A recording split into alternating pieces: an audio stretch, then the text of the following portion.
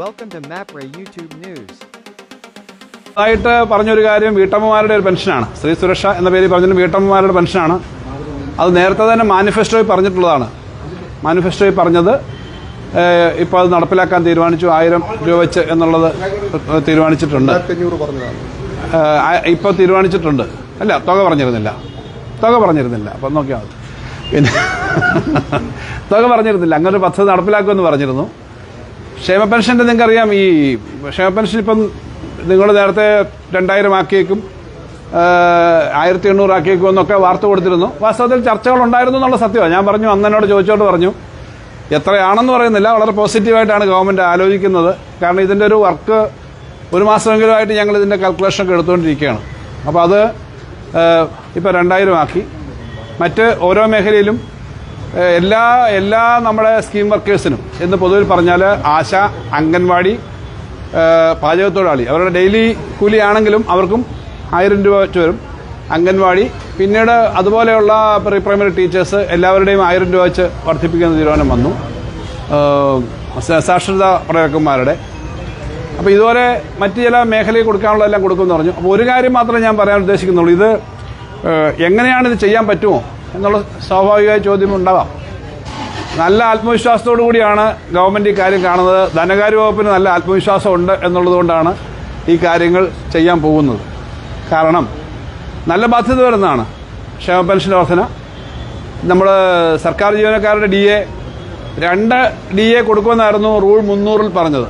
അപ്പോൾ ഞാൻ കഴിഞ്ഞ ദിവസങ്ങളിൽ സംസാരിക്കുമ്പോൾ നിങ്ങളോടും പറഞ്ഞു, 2 DA കൊടുത്തു. സർക്കാർ ജീവനക്കാരുടെ പരിപാടിയിലും പറഞ്ഞു ഇനിയും ചിലപ്പം ഇനിയും കൊടുക്കും. കാരണം അവർക്ക് അർഹമായിട്ടുള്ളതാണ്. നമുക്ക് കഴിഞ്ഞ 4.5 വർഷക്കാലത്തിനിടയിൽ അനുഭവത്തിൽ ഞങ്ങൾ അധികാരത്തിൽ വരുന്ന സമയത്ത്, 2ാം പിണറായി സർക്കാർ അധികാരത്തിൽ വരുന്ന സമയത്ത് വലിയ തോതിലുള്ള വെട്ടിക്കുറവ് വന്നിട്ടുണ്ട്. ഇപ്പോഴും തുടർന്നുകൊണ്ടിരിക്കുക. ആ വെട്ടിക്കുറവിൻ്റെ ഭാഗമായിട്ട് വന്നേക്കുന്ന വലിയ കുറവ് നിൽക്കുന്നതുകൊണ്ട് ആദ്യത്തെ 2-3 വർഷക്കാലം ഞങ്ങളുടെ ചെലവ് 30,000 കോടിയാണ് തൊട്ട് മുമ്പത്തെ ഗവൺമെൻറ്റിൻ്റെ അവസാനത്തെ വർഷത്തേക്കാളും വർദ്ധിച്ചത്. കാരണം ഇതുപോലെ തന്നെ ശമ്പള പരിഷ്കരണം അടക്കം വന്നുകൊണ്ടാണ്. അതിന് ആ സമയത്ത് ഞങ്ങൾക്ക് കിട്ടിക്കൊണ്ടിരുന്ന വരുമാനം 57,000 വെട്ടിക്കുറയ്ക്കപ്പെട്ടു. അത് നിന്നുകൊണ്ടാണ് ഞങ്ങൾ ഈ കാര്യം ചെയ്തത്. കഴിഞ്ഞ ബഡ്ജറ്റിൻ്റെ സമയത്ത് ഞാൻ പറഞ്ഞു, കേരളത്തിൽ ഞങ്ങളെ ധനപരമായിട്ടുള്ള കാര്യം നോക്കുമ്പോൾ ഒരു ടേക്ക് ഓഫ് ഉണ്ട്. അപ്പോൾ കളിയാക്കിയ ആളുകൾ ആദ്യം തൊട്ടേ പറയുന്നത് ഇത് പൂച്ച വെച്ച് കിടക്കുകയാണ്, ഖജനാവില്ല. പക്ഷേ ഇതെല്ലാം പറയുമ്പോഴും കഴിഞ്ഞ ഗവൺമെൻറ്റിൻ്റെ കാലത്തെ അളവിനേക്കാളും കൂടുതൽ വർധനയാണ്. ഇപ്പോൾ 1,75,000 കോടി ശരാശരി ഒരു വർഷം ചെലവാക്കുന്ന നേരത്തിലേക്ക് വന്നിട്ടുണ്ട്. അത് വളരെ നന്നായി പ്ലാൻ ചെയ്തുകൊണ്ടാണ്. അപ്പോൾ ഇപ്പോൾ ഇക്കാര്യത്തിന് വരുന്ന ബാധ്യതകൾ നല്ല തുക ബാധ്യത വരും. ഇത് കൃത്യമായി ചെയ്യാൻ പറ്റും. എന്തുകൊണ്ടാണ് ഇപ്പോഴേ പറഞ്ഞതെന്നൊരു സംശയം തോന്നാം. എന്നാൽ പിന്നെ ബഡ്ജറ്റിലല്ലേ സാധാരണ പ്രതീക്ഷിക്കുക? നിങ്ങളെല്ലാം പ്രതീക്ഷിക്കും ബഡ്ജറ്റ് സമയത്താണ്. ഇപ്പോൾ ബഡ്ജറ്റ് ഒരെണ്ണം കൂടെ അവതരിപ്പിക്കും. സാധാരണഗതിയിലൊരു ബഡ്ജറ്റ് അവതരിപ്പിക്കുന്നത് പൂർണ്ണ ബഡ്ജറ്റ് അല്ല. കാരണം തെരഞ്ഞെടുപ്പ് കഴിഞ്ഞിട്ടാണല്ലോ അതിൻ്റെ ഫുൾ കാര്യങ്ങൾ പാസ്സാക്കുക. മാർച്ചിൽ പാസ്സാക്കില്ല. അപ്പോൾ തെരഞ്ഞെടുപ്പിൻ്റെ സ്റ്റണ്ടിലാണ് ഇത് അവതരിപ്പിക്കുന്നതല്ലയോ അന്നേരം പറയുക. ഇതിപ്പോൾ അങ്ങനല്ല. നവംബർ മാസം 1-ാം തീയതി തൊട്ട് നടപ്പിലാവുമെന്ന് പറഞ്ഞാൽ അതിനു മുമ്പേ ഇന്ന് കാര്യം നടപ്പിലാവും. ഞാൻ പറഞ്ഞത് തെരഞ്ഞെടുപ്പ് ഏപ്രിൽ കഴിഞ്ഞിട്ടുള്ള കാര്യം പറയുമ്പോൾ അത് ആ സമയമാണെന്ന് പറയും. അപ്പോൾ നിങ്ങൾ തന്നെ പറയും, നമ്മളല്ലേ, ഞാനും പത്രപ്രവർത്തകനാണെങ്കിൽ അത് പറയും, രാഷ്ട്രീയ പ്രവർത്തകൻ എന്ന നിലയിൽ പ്രതിപക്ഷമാണെങ്കിൽ അത് പറയും. അപ്പോൾ ഇപ്പോഴും ഞങ്ങൾ നവംബർ, ഡിസംബർ, ജനുവരി, ഫെബ്രുവരി, മാർച്ച്, ഏപ്രിൽ അങ്ങനെ ഈ ഗവൺമെൻറ് ഇനിയും ചെയ്യേണ്ട സമയമുണ്ട് ഈ കാലാവധി. അപ്പോൾ ഈ കാലയളവിനകത്ത് അത് ചെയ്യാമെന്നുള്ള വിശ്വാസം ഉള്ളതുകൊണ്ടും ഇത് കൃത്യമായി കൊണ്ടുപോകും. കേരളത്തിലെ ഈ സാമ്പത്തിക രംഗം ഈ ബുദ്ധിമുട്ടുകൾക്കിടയിൽ നിന്നുകൊണ്ട് കേന്ദ്ര ഗവൺമെൻറ് ശക്തമായ സമ്മർദ്ദം ഉണ്ടാകുന്ന ഒരു ഘട്ടത്തിൽ നിന്ന് കോവിഡിൻ്റെയും പ്രളയത്തിൻ്റെയും ഒക്കെ വലിയ തകർച്ചയിൽ നിന്ന് കടന്നു വന്ന് ഈ കാര്യം ചെയ്തുകൊണ്ട് പോകാൻ പറ്റും എന്നുള്ള വിശ്വാസം കൊണ്ട് തന്നെയാണ് ഞങ്ങൾ തീരുമാനിച്ചത്.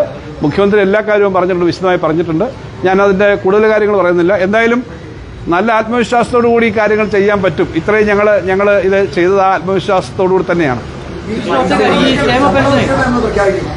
അല്ല, ഒരു കാര്യം ചെയ്യുമ്പോഴേ നിങ്ങൾ ചോറ് വിളമ്പുന്നത് കഴിച്ചിട്ടല്ലയോ അടുത്ത ഐറ്റത്തിലേക്ക് നോക്കുന്നത്. ഇത് പറഞ്ഞുകൊണ്ടിരിക്കുകയല്ലേ ശ്രീത്തെ. അപ്പം ഇതിന്റെ കാര്യങ്ങൾ ഇതിപ്പം നമ്മൾ പറഞ്ഞുകൊണ്ടിരിക്കുമ്പം ഇനി അടുത്തൊരു കാര്യമാണ്. അടുത്ത കാര്യം പിന്നെ വരുന്നതല്ലേ. ഇപ്പം ഈ ചെയ്യുന്ന കാര്യങ്ങൾ ഇത് എത്ര ബാധ്യത വരുന്നതാണ്. നല്ല ബാധ്യത വരുന്ന ഒരു പ്രഖ്യാപനമാണ് നടത്തിയിട്ടുള്ളത്. പ്രഖ്യാപനങ്ങളെല്ലാം വിശദമായി കണക്കാക്കണം. എന്തായാലും ഒരു 10,000 കോടി കുറയില്ല.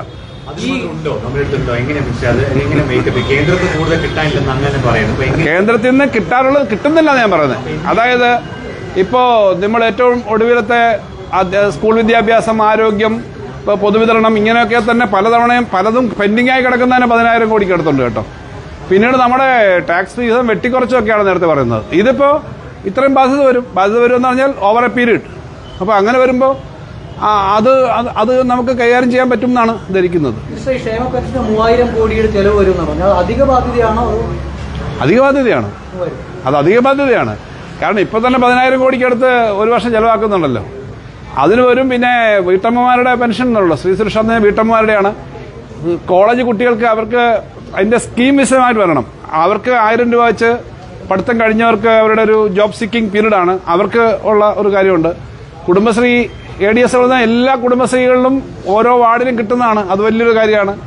അതിനൊക്കെ ആ നല്ല തുക വരുന്നതാണ്. പിന്നെ ക്ഷേമ പെൻഷനും നെല്ലിന്റെ റബ്ബറിന്റെ വർധന, നെല്ല് 30 രൂപ. അതൊരു കാര്യം ഞാൻ പറയുകയാണ്, നെല്ലിന്റെ തറവിലയാണ് 30 നിശ്ചയിച്ചേക്കുന്നത്. ഞങ്ങളൊരിക്കലും ഈ ഗവൺമെന്റ് വന്നപ്പോൾ തൊട്ട് പറയുന്നുണ്ട് ഇൻസെന്റീവായി കണക്ട് ചെയ്തല്ല അത് കൊടുക്കുന്നത്. ഇപ്പോൾ ഓരോ സമയത്തും കേന്ദ്ര ഗവൺമെന്റ് ഇത്രയും കൊടുക്കണമെന്നാണ് ഞങ്ങളുടെ ആഗ്രഹം. കേന്ദ്ര ഗവൺമെന്റ് എത്രയും തരാത്തതുകൊണ്ട് അവർ ഇടയ്ക്കിടയ്ക്ക് പ്രഖ്യാപിക്കുന്ന ഇൻസെന്റീവ് ഉണ്ട്. ആ ഇൻസെന്റീവ് ഇതിൽ നിന്ന് തട്ടിക്കുറയ്ക്കും. അതിന് യാതൊരു സംശയവും വേണ്ട. കാരണം ഇപ്പം അവർ പ്രഖ്യാപിച്ച എല്ലാ തുകയെക്കാളും കൂടുതലാണ്. അതിനിയും നാളെ ഇനി ഒരു 50 പൈസ ഇൻസെന്റീവ് പ്രഖ്യാപിക്കുമ്പോൾ അതനുസരിച്ച് കൂട്ടുകയല്ല. അത് ഞാൻ ആവർത്തിച്ച് പറയുകയാണ്. കാരണം ധനകാര്യമന്ത്രി എന്ന നിലയിൽ എനിക്ക് ആ ഉത്തരവാദിത്വം ഉണ്ട് എന്നുള്ളതുകൊണ്ട് ഞാൻ പറയുകയാണ്. അസംബ്ലിയിൽ ഇത് പറയാറുണ്ട്. ഇൻസെന്റീവ് എത്ര വരട്ടെ, ഇപ്പം നെൽകൃഷിക്കാർക്ക് ഒരു 30 രൂപ കൊടുക്കണം. പിന്നെ മുഖ്യമന്ത്രി പറഞ്ഞ മറ്റൊരു കാര്യമുണ്ട്. ഈ നെല്ല് എടുക്കുന്നതുമായി ബന്ധപ്പെട്ട് കുറേയേറെ പ്രശ്നങ്ങളുണ്ട്. അതും കുറേയേറെ കാര്യങ്ങൾ ഇന്ന് സെറ്റിൽ ചെയ്തു. അതിന് നല്ല തുക ചെലവ് വരുന്നതാണ്. ആ സെറ്റിൽമെന്റ് ഇന്ന് ഉണ്ടാക്കിയത് അവരുമായിട്ട് കൊടുക്കാനുള്ളതൊക്കെ. അപ്പോൾ ഇതെല്ലാം നാട്ടിലെ കൃഷിക്കാർക്ക്, റബ്ബറിന് വില കൂടിയാൽ കൃഷിക്കാർ കൂടുതൽ കൃത്യമായി റബ്ബർ കൃഷി ചെയ്യും. അപ്പോൾ അവരുടെ റബ്ബർ വിൽക്കുന്നതിന്റെ വരുമാനം വരും. അതായത് ഈ ഇൻസെന്റീവ് അവർക്ക് കൊടുക്കുന്ന തറവില മാത്രമല്ല, അത്രയും പ്രൊഡക്ഷൻ നടക്കും. നെല്ല് കൃഷി കൂടുതൽ വരും. ഇതേപോലെ കാർഷിക മേഖല കൂടുതൽ സംഭവങ്ങൾ വരും. നമ്മുടെ ഓരോ മേഖലയിലും ഇൻകം വരും. അപ്പോൾ ഒരു വീട്ടിൽ തന്നെ നിങ്ങൾ ആലോചിച്ചാൽ മതി. 2 പേര് പെൻഷൻ മേടിക്കുന്നവരും ഒരു കുട്ടിയുണ്ടെന്ന് വെച്ചോ, അല്ലെ 2 കൊച്ചുമക്കളുണ്ടെന്ന് വെച്ചോ, ആ വീട്ടിൽ അത്യാവശ്യം അവർക്ക് നന്നായിട്ട് ഈ കാര്യങ്ങൾ പിന്നെ കിട്ടും. അങ്ങനെ ചെയ്യാനാണ് കേരളം ഒരു വ്യത്യസ്തമായ സമീപനമുള്ള സംസ്ഥാനമാണ്. നവകേരളം സൃഷ്ടിക്കാനാണ്. ഇതിനൊപ്പം നവംബർ 1 നമ്മുടെ അതിദാരിദ്ര്യ മുക്തമായി പ്രഖ്യാപിക്കുന്ന അടക്കമുള്ള കാര്യങ്ങൾ വരികയാണ്. അതുകൊണ്ട് ഇത് വാസ്തവത്തിൽ ഇത്രയും നല്ലൊരു കാര്യം കേരളത്തിൽ ചെയ്യുന്നു എന്നുള്ളത് കൂടുതൽ ശക്തിപ്പെടുത്താൻ നമുക്ക് ഒരുമിച്ച് പ്രവർത്തിക്കാമെന്നാണ് പറയാനുള്ളത്. പിന്നെ നിങ്ങൾ ചോദിക്കുമ്പോൾ ഈ കണക്ക് കൂട്ടിയിരുന്ന കാര്യമൊക്കെ ആ സമയത്ത് പറയാൻ പറ്റാത്തതുകൊണ്ട് പറഞ്ഞാൽ പലരും ചോദിക്കുന്നുണ്ടായിരുന്നു, ഇങ്ങനെ ഇത്ര കൂട്ടുവോ ഇവിടെ വരും. അപ്പം അങ്ങ് സാധാരണഗതിയിൽ അങ്ങനെ കണക്ക് കൂട്ടുന്ന കാര്യങ്ങൾ നമ്മൾ ക്യാബിനറ്റ് വെച്ച് തീരുമാനിക്കേണ്ട ഒരു കാര്യമായതുകൊണ്ട് നേരത്തെ പറയുന്നത് ഇതൊക്കെ വർക്കൗട്ട് ചെയ്യുന്ന കാര്യം. ആത്മവിശ്വാസം ഉണ്ടെന്ന് പറഞ്ഞാൽ കടം സാധാരണഗതിയിൽ എടുക്കും. പക്ഷെ കടമെടുക്കുന്നത് കഴിഞ്ഞ 50-30 വർഷക്കാലം കേരളത്തിലെ ഓരോ 5 വർഷവും വന്ന സർക്കാരുകൾ എടുത്ത കടത്തിന്റെ പരിധി അനുസരിച്ച് എടുക്കുകയാണെങ്കിൽ 1,25,000 കോടി കൂടി അധികം കേരളത്തിന് ഇപ്പം കിട്ടേണ്ടതാണ്. ഞാൻ ആ കണക്ക് നേരത്തെ പറഞ്ഞു. സാധാരണഗതി 90%, 100% വെച്ച് ഓരോ 5 വർഷവും വർദ്ധിക്കും. പക്ഷെ ഇപ്പോൾ 60% പോലും കടം വർദ്ധിക്കുന്നില്ല. അതുകൊണ്ടാണ് ഇന്ത്യയിലെ കടത്തിന്റെ കാര്യത്തിൽ ഏറ്റവും മെച്ചപ്പെട്ട 5 സംസ്ഥാനങ്ങളിൽ കടം കുറച്ച 5 സംസ്ഥാനങ്ങളിൽ ഒന്നായിട്ട് കേരളത്തെ കഴിഞ്ഞ ദിവസം റിസർവ് ബാങ്കിന്റെയും സ്റ്റേറ്റ് ബാങ്കിന്റെയും ഒക്കെ കണക്കുകളിൽ വന്നത് നിങ്ങൾ കണ്ടു. AG അക്കൗണ്ടന്റ് ജനറലിന്റെ കണക്കിനകത്തും നിന്ന് കേരളം ഇംപ്രൂവ് ചെയ്തു. യഥാർത്ഥത്തിൽ സർ തോമസ് ഐസക്കിന്റെ വർഷത്തിന്റെ 5ാമത്തെ വർഷം 2,96,000 ആയിരുന്നു കേരളത്തിന്റെ കടം. അതിനു മുമ്പ് ഉമ്മൻചാണ്ടി ഗവൺമെന്റ് അവസാനത്തെ വർഷം അത് 1,56,000 ആയിരുന്നു. എൻ്റെ ഓർമ്മയെന്ന് ഞാൻ പറയുകയാണ്. സോ VSന്റെ ഗവൺമെന്റിന്റെ സമയത്ത് ഏറ്റവും അവസാനത്തെ വർഷം അത് 86,000 കോടിയായിരുന്നു. ഓരോ സമയത്തും 90% അല്ലെ 100% വർദ്ധിച്ചിട്ടുണ്ട്. പക്ഷെ ഇപ്പോൾ അതനുസരിച്ച് 2,96,000 നിന്നും ഈ 5 വർഷം കഴിയുമ്പം ഏകദേശം 6 ലക്ഷം കോടി ആവണം. 4,70,000 കോടി വരെ എടുക്കാനേ കേന്ദ്ര ഗവൺമെന്റ് സമ്മതിച്ചിട്ടുള്ളൂ. എന്ന് പറഞ്ഞാൽ സാധാരണ എനിക്ക് മുമ്പുള്ള എല്ലാ ധനകാര്യമന്ത്രിമാരുടെയും സമയത്ത് കിട്ടിയിരുന്ന തുകയെക്കാളും 1,25,000 കോടി കുറച്ചേ എടുക്കാൻ കേരളത്തിലെ ഗവൺമെന്റ് അനുവദിച്ചിട്ടുള്ളൂ. ഇവിടെ ഞാൻ പറഞ്ഞല്ലോ 10,000 കോടിയോളം അധികം ബാധ്യത വരാം.